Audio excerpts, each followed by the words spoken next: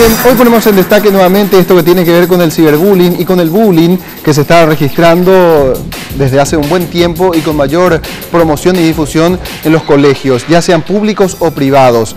Particularmente la utilización de las redes sociales, que según algunos padres es la herramienta que hoy por hoy se está utilizando con mayor auge para poder infundir temor o para burlarse de la persona más vulnerable. Pero ¿es la herramienta el problema? Esa es la pregunta que nos hicimos desde El Gigante y en el departamento de prensa también. Un experto tiene la respuesta.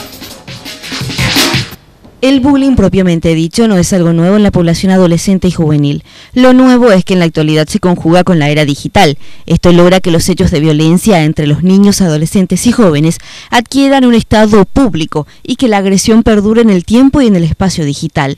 Tras los últimos hechos de violencia ocurridos no solo en el caso del Colegio Salesianito, sino otros, los videos que se alzaron a YouTube, Facebook, Twitter u otros sitios han levantado dudas respecto a las redes sociales.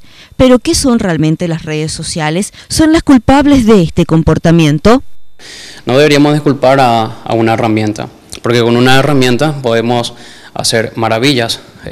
Aquí presente yo tengo una cámara filmadora y estamos haciendo una nota bastante interesante, pero imagínate que uses esa cámara para otros fines. Que los padres de familia hayan quedado desplazados en el tiempo y no les sea fácil actualizarse, así que muchos antes de experimentar el mundo cibernético para entender a sus hijos, prefieran rehuir a ellos. Expertos aseguran que intentar alejarlos de las computadoras, smartphones o aplicaciones no es una buena opción hoy en día.